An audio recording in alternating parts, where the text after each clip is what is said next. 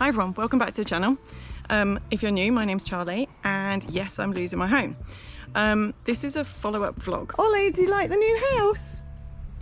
Okay, so this is not the build, the design that I put in the first vlog. So Tristan helped me, and the design I put in the first vlog, it would have cost over £70,000 just for the shell of the house, not for electrics,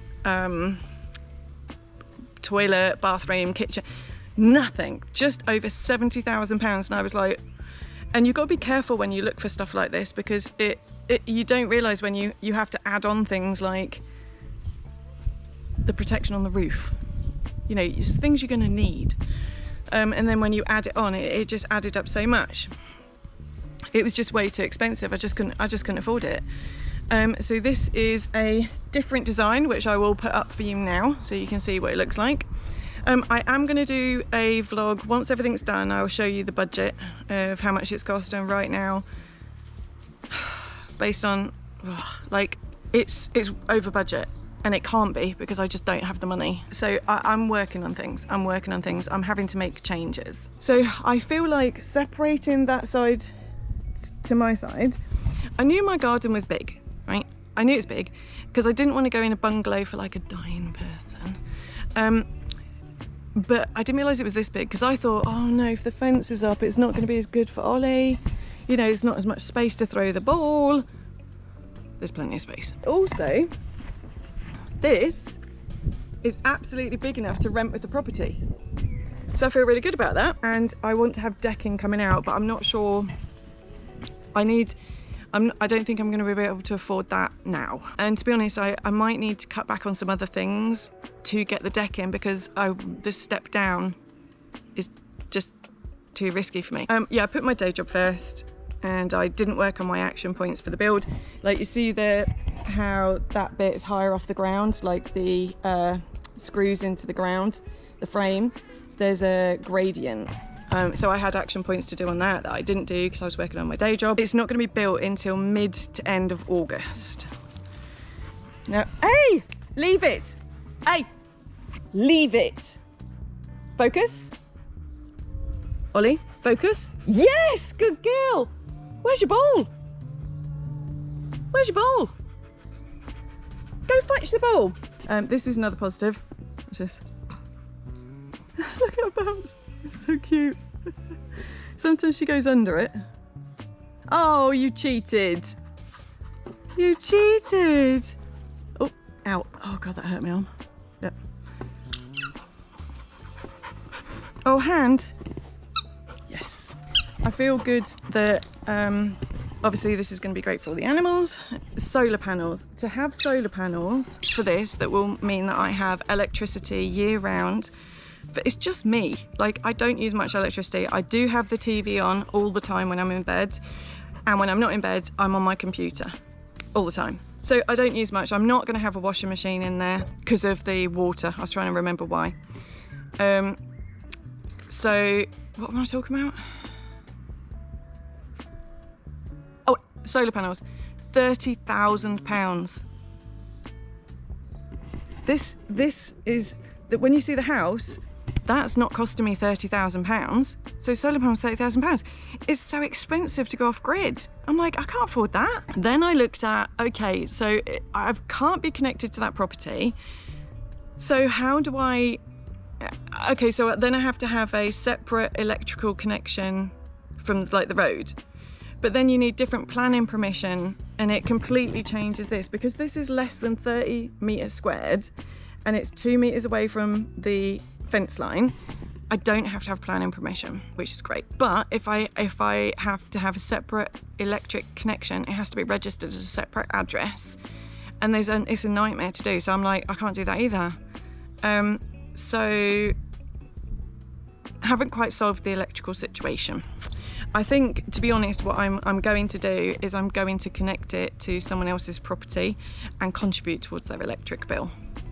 And luckily I have amazing neighbours. So the water thing, I literally spent an hour on the phone to this guy who went on and on and on about filters, and not in an organised manner. He didn't go, Water comes in, it goes through the first part, which is called, you know, a three-way system.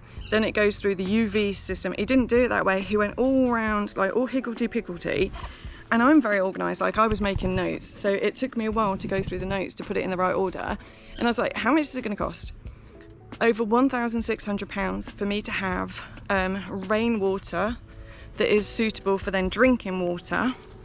Because I didn't want to have to order water. Like, you know, the UK has got some of the cleanest water in the world. Tap water is cleanest in the world. So I was a bit like, I can just get the filtration system.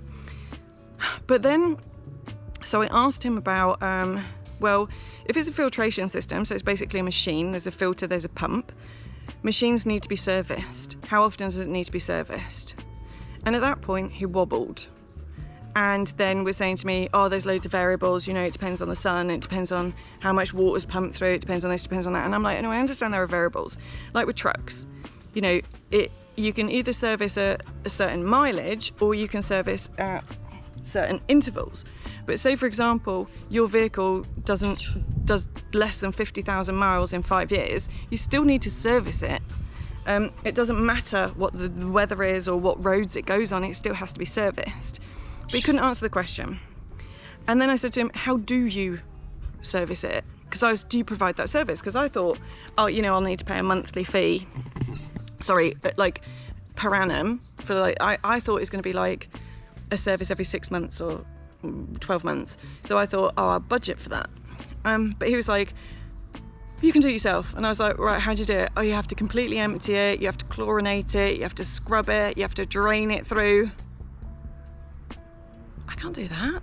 And I was like, well, is there other companies that can do that? Because it's my drinking water. Like, I can't risk getting sick. And I did not budget over £1,600. So what I'm going to do is I'm going to go Albanian style.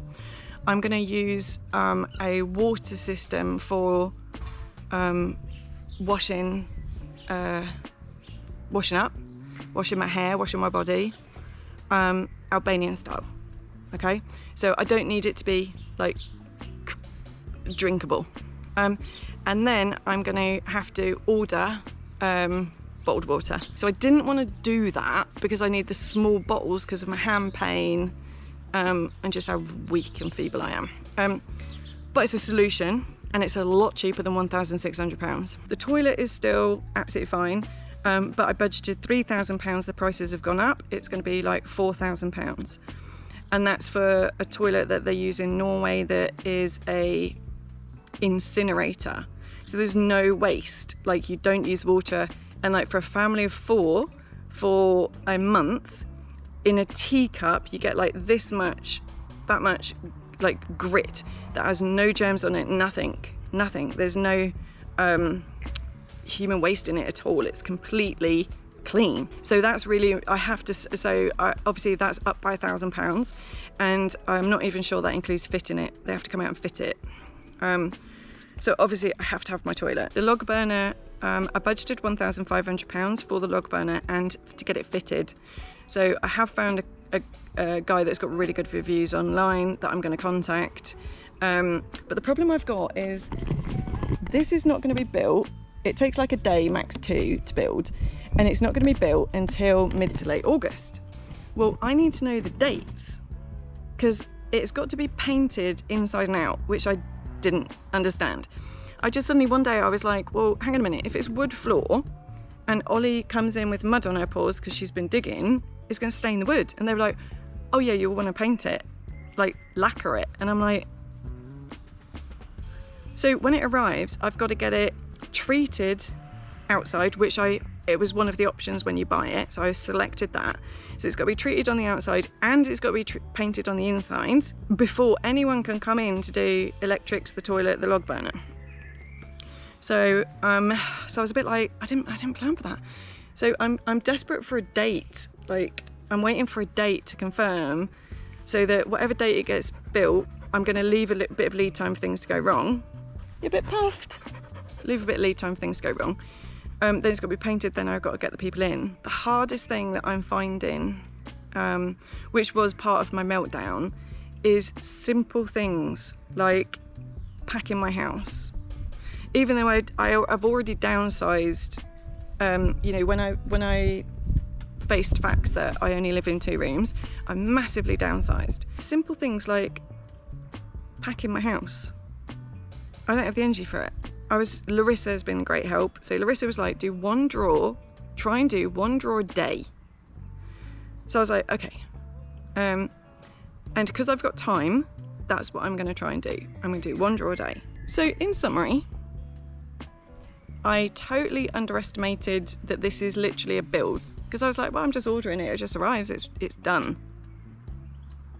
I was 100% wrong. I was 100% wrong. But I feel like now that I have got more support around me and I've sort of found the right people that aren't ripping me off, that I can trust, and we're getting stuff done, I'm back onto feeling like this is absolutely achievable and it's going to be really good for me. Final piece of big news is I have a tenant, and that tenant is actually my mum.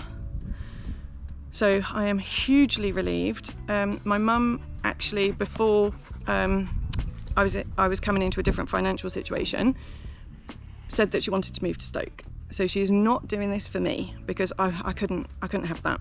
I couldn't, you know, I don't want her to do that. So she asked me way before my financial situation was changing.